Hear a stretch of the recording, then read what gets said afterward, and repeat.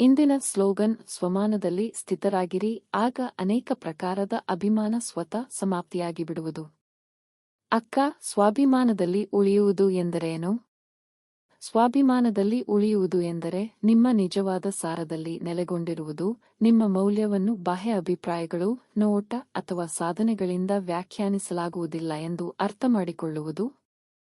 ಇದು ನಿಮ್ಮನ್ನು ಆತ್ಮ ಎಂದು ಗುರುತಿಸಿಕೊಳ್ಳುವುದು, ದೈವಿಕತೆಗೆ ಸಂಪರ್ಕ ಹೊಂದಿದ್ದು, ಅಹಂಕಾರ ಚಾಲಿತ ಆಸೆಗಳು ಮತ್ತು ಲಗತ್ತುಗಳಿಂದ ಮುಕ್ತಗೊಳಿಸುವುದು. ಅಕ್ಕ, ನಮ್ಮೊಳಗಿನ ಮೌಲ್ಯ ಅರಿವಾಗಿದಾಗ ಬಾಹ್ಯ ಮೆಚ್ಚುಗೆಗೆ ಅವಲಂಬನೆಯು ಹೇಗೆ ಕಡಿಮೆಯಾಗುತ್ತದೆ?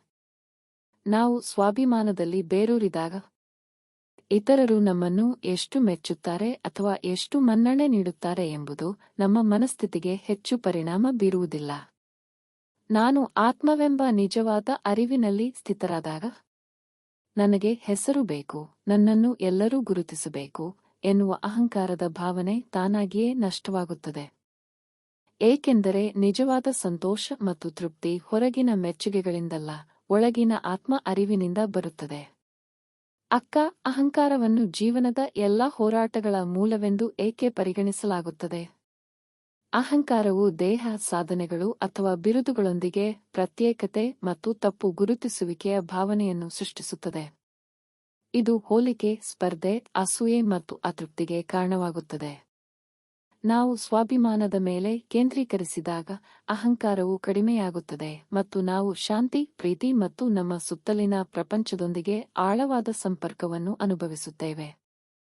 ಅಕ್ಕ, ದೈನಂದಿನ ಜೀವನದಲ್ಲಿ ನಾವು ಸ್ವಾಭಿಮಾನದ ತತ್ವವನ್ನು ಹೇಗೆ ಅನ್ವಯಿಸಬಹುದು? ಬಾಹ್ಯ ದೃಢೀಕರಣದ ಮೇಲೆ ಕೇಂದ್ರೀಕರಿಸದೆ ನಮ್ಮ ಆಂತರಿಕ ಗುಣಗಳ ಬಗ್ಗೆ ತಿಳಿದಿರುವುದು. ಆವೇಗದಿಂದ ಪ್ರತಿಕ್ರಿಯಿಸುವ ಬದಲು ನಮ್ರತೆ ಮತ್ತು ನಿರ್ಲಿಪ್ತತೆಯಿಂದ ಸಂದರ್ಭಗಳಿಗೆ ಪ್ರತಿಕ್ರಿಯಿಸುವುದು. ಫಲಿತಾಂಶಗಳ ಆಧಾರದ ಮೇಲೆ ನಮ್ಮ ಮೌಲ್ಯವನ್ನು ವ್ಯಾಖ್ಯಾನಿಸುವ ಬದಲು ಸವಾಲುಗಳು ಮತ್ತು ಯಶಸ್ಸನ್ನು ಬೆಳವಣಿಗೆಗೆ ಅವಕಾಶಗಳಾಗಿ ನೋಡುವುದು. ಇತರರನ್ನು ಗೌರವ ಮತ್ತು ಸಹಾನುಭೂತಿಯಿಂದ ನಡೆಸಿಕೊಳ್ಳುವುದು, ಅವರ ಅಂತರ್ಗತ ಮೌಲ್ಯವನ್ನು ಗುರುತಿಸುವುದು. ಅಕ್ಕ, ಸ್ವಾಭಿಮಾನ ಮತ್ತು ಆಂತರಿಕ ಶಾಂತಿಯ ನಡುವಿನ ಸಂಬಂಧವೇನು? ಸ್ವಾಭಿಮಾನವು ಆಂತರಿಕ ಶಾಂತಿಯ ಅಡಿಪಾಯವಾಗಿದೆ, ಏಕೆಂದರೆ ಅದು ನಾವು ನಿಜವಾಗಿಯೂ ಯಾರೆಂಬುದರೊಂದಿಗೆ ಸಾಮರಸ್ಯದಿಂದ ಇರಲು ಅನುವು ಮಾಡಿಕೊಡುತ್ತದೆ.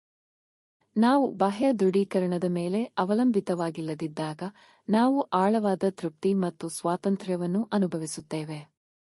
ಈ ಶಾಂತಿ ಒಳಗಿನಿಂದ ಬರುತ್ತದೆ ಮತ್ತು ಬಾಹ್ಯ ಸಂದರ್ಭಗಳಿಂದ ಅಲುಗಾಡುವುದಿಲ್ಲ.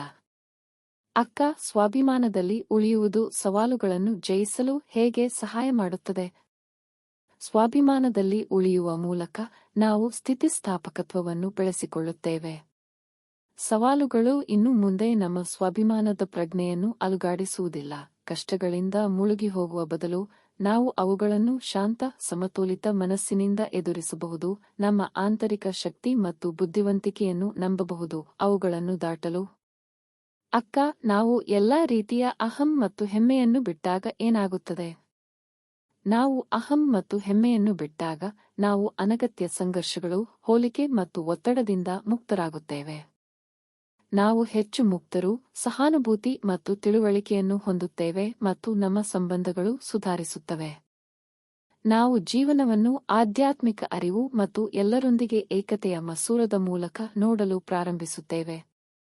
ಅಕ್ಕ, ಸ್ವಾಭಿಮಾನವನ್ನು ಕಾಪಾಡಿಕೊಳ್ಳುವಲ್ಲಿ ಸ್ವಯಂ ಅರಿವು ಯಾವ ಪಾತ್ರವನ್ನು ವಹಿಸುತ್ತದೆ? ಸ್ವಯಂ ಅರಿವು ನಿರ್ಣಾಯಕವಾಗಿದೆ, ಏಕೆಂದರೆ ಅದು ನಾವು ಅಹಂ ಚಾಲಿತ ಆಲೋಚನೆಗಳು ಮತ್ತು ಕ್ರಿಯೆಗಳಿಗೆ ಜಾರಿದಾಗ ಗುರುತಿಸಲು ಸಹಾಯ ಮಾಡುತ್ತದೆ.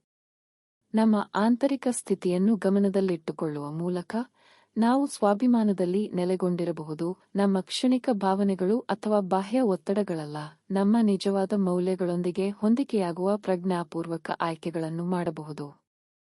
ಧನ್ಯವಾದ ಅಕ್ಕ, ನನಗೆ ಜೀವನದ ನಿಜವಾದ ಮೌಲ್ಯಗಳನ್ನು ತಿಳಿಸಿದ್ದಕ್ಕಾಗಿ. ಶಿವ ತಂದೆ, ನಿಮ್ಮ ಸ್ಮರಣೆ ಮತ್ತು ಶಾಂತಿಯೇ ನಿಜವಾದ ಸಂಪತ್ತು. ಓಂ ಶಾಂತಿ.